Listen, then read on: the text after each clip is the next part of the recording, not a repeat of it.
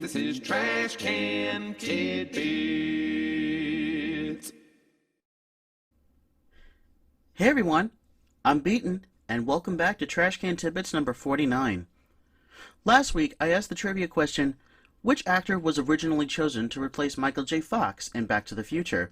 The answer is Eric Stoltz. Stoltz, who had just been nominated for a Golden Globe for his performance in Mask, was able to film for about 3 weeks. However, it became evident that his comic skills were severely lacking and he didn't fit the role of Marty very well. After some thought, the producers of both Back to the Future and Family Ties worked out a deal to let Michael J. Fox make the movie on the condition that the filming of the TV show be priority number one. There are some sources that say that some of Eric Stoltz's footage is still in the movie, particularly in the scene when Marty first meets his father and Biff in 1955. Now, with that out of the way, let's get started with fact number 1. Did you know that Green Day and the Rent movie soundtrack have the same music producer? Music executive Rob Cavallo has been associated with acts like the Goo Goo Dolls, My Chemical Romance, Paramore, Phil Collins, and of course, Green Day. When the musical Rent was made into a movie in 2005, Cavallo, who had just released Green Day's American Idiot album, was able to have the same hard rock sound that made American Idiot a platinum-selling record, giving Jonathan Larson's iconic music score for Rent a sound unlike any heard before. Fact 2. Did you know that the movie The Adventures of Tintin was supposed to be the first in a trilogy? It was also the first team-up between Steven Spielberg and Peter Jackson. Spielberg directed, and likewise Jackson produced the first movie, and the second movie would have seen the two men switch positions. Unfortunately, though the first movie was critically acclaimed and got a lot of awards, it didn't make as much money as Nickelodeon movies had hoped, and the series was either put on hold or canceled entirely, though it was not a box office failure as some people might have believed. It was just a bigger hit overseas, given that the source material originated in Europe. Fact 3. Did you know that although the Disney movie Tron was a pioneer in visual effects, it was not nominated for an Academy Award for Best Visual Effects? This was because the Academy at the time felt that using computers for making visual effects was cheating. Things have certainly changed since then, haven't they? I mean, think about it. Today's smartphones have much more processing power than all the computers Disney used to make Tron combined. It really shows how far visual effects have come. Maybe someday a movie will be made entirely on an iPhone and will win an Oscar for Best Picture, visual effects and all. Fact 4. Did you know that the two stars of the movie musical Across the Universe were originally intended to star alongside each other again in the stage musical Spider-Man Turn Off the Dark? Across the Universe was directed by Julie Taymor, who also directed the Broadway musical The Lion King and the movie Frida, and also starred Jim Sturgis as Jude and Evan Rachel Wood as Lucy.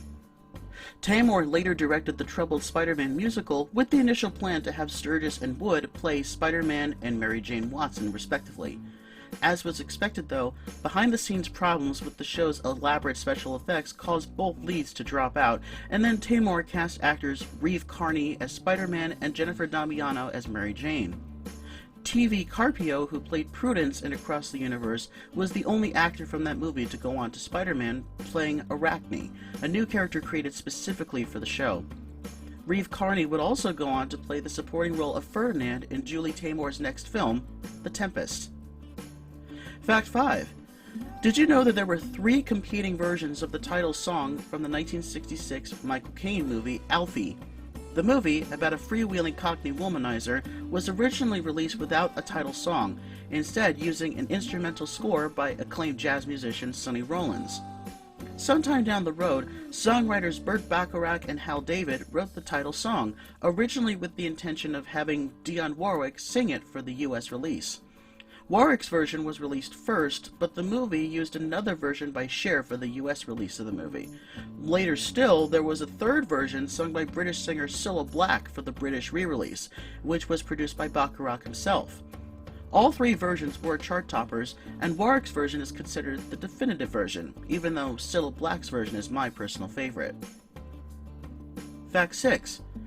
Did you know that Glenn Close has participated in 2 Tarzan film productions? The first that many are not aware of is that when the movie Greystoke, The Legend of Tarzan was released in 1984, it served as the English language debut of French actor Christopher Lambert as Tarzan, who later went on to play Connor MacLeod in Highlander. It also served as the movie debut of Andie MacDowell as Jane, and while Jane is American in the Tarzan books by Edgar Rice Burroughs, she was British for this movie as well as other film productions. MacDowell was unable to perform a credible English accent, so Glenn Close dubbed over her on the condition that she received no credit. Close would also go on to play Kala, Tarzan's adopted ape mother in the Disney animated movie Tarzan. Fact 7. Did you know that the Cheetah Puppet used in the Broadway version of The Lion King is named after an acclaimed Broadway actress and dancer? The puppet is operated by a female dancer in the Circle of Life opening, operating its front legs and also a wire attached to the puppet's head, which is used by the dancer.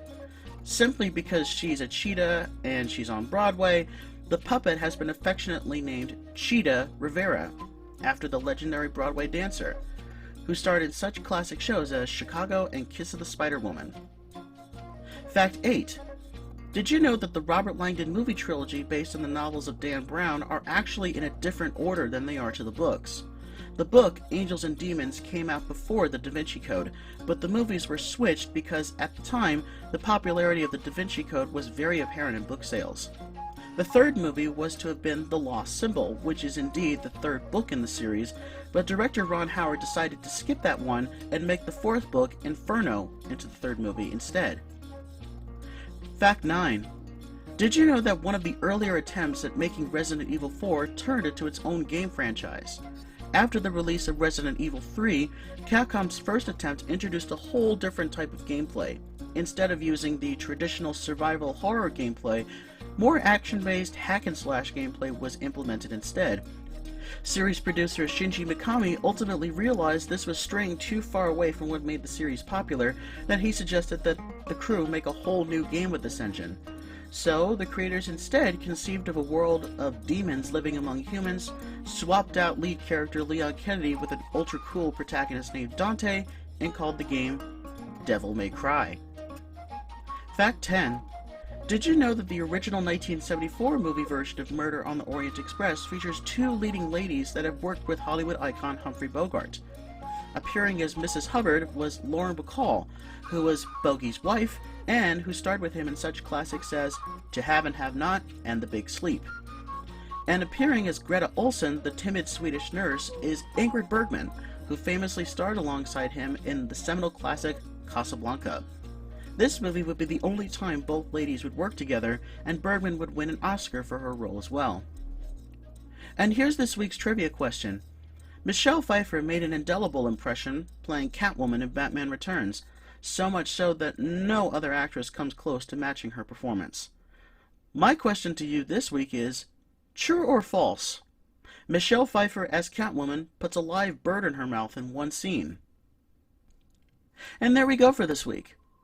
Now before I go, I want to take the opportunity to thank everyone out there who has sent me well wishes and condolences in the wake of the loss of my father.